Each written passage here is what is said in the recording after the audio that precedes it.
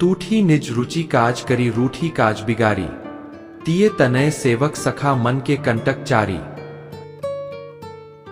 गोस्वामी तुलसीदास द्वारा रचित यह दोहा मानवीय स्वभाव और संबंधों की जटिलता को सूक्ष्मता से अभिव्यक्त करता है। इस दोहे में कवि ने 4 प्रकार के व्यक्तियों का उल्लेख किया है जो मनुष्य के जीवन में कांटों की तरह होते हैं: स्त्री, पुत्र, सेवक और मित्र। इस दोहे का गहन विश्लेषण हमें मानव मनोविज्ञान और समाजशास्त्र के कई पहलुओं को समझने में मदद करता है। ऐसे ही कुछ लोग अपनी इच्छाओं और रुचियों के अनुसार काम करते हैं, भले ही इससे दूसरों को कितना भी कष्ट क्यों न हो।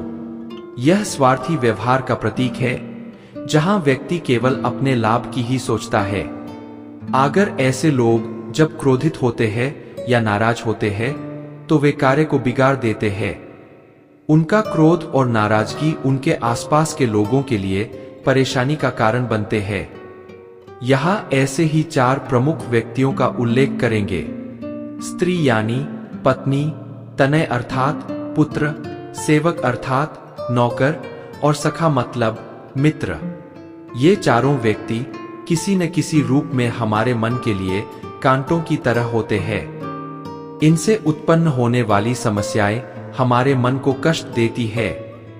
पत्नी का स्थान समाज में अत्यंत महत्वपूर्ण है, लेकिन यदि वह केवल अपनी इच्छाओं और जरूरतों को महत्व देती है तो यह संबंधों में करवाहट ला सकती है।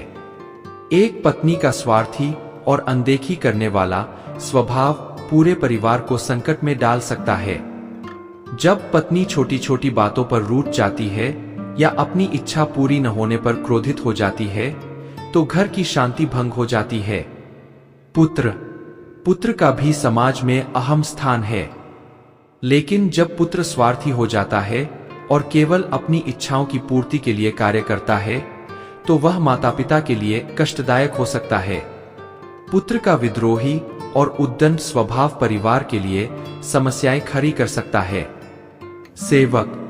सेवक या नौकर का कर्तव्य होता है कि वह अपने मालिक की सेवा करे, लेकिन जब सेवक अपनी इच्छा अनुसार काम करने लगे और मालिक की आज्ञा का पालन न करे तो यह स्थिति भी कठिनाई उत्पन्न करती है। सेवक का रूठना और काम बिगाड़ना मालिक के लिए बड़ी परेशानी का कारण बनता है। मित्र का स्थान हमारे जीवन में बहुत अहम होता है, लेकिन यदि मित्र स्वार्थी हो और केवल अपने लाभ के बारे में सोचता हो तो वह भी एक प्रकार का कंटक ही है। मित्र का रूठना और कार्य में बाधा डालना हमारे मन को बहुत अधिक कष्ट पहुंचाता है। गोस्वामी तुलसीदास जी का यह दोहा हमें यह सिखाता है कि हमारे जीवन में कुछ व्यक्तियों के स्वार्थी और क्रोधी स्वभाव के कारण कितनी कठिनाइयां उत्पन्न हो सकती है। यह दोहा हमें यह भी याद दिलाता है कि हमें अपने संबंधों को संभालने में समझदारी और धैर्य से काम लेना चाहिए।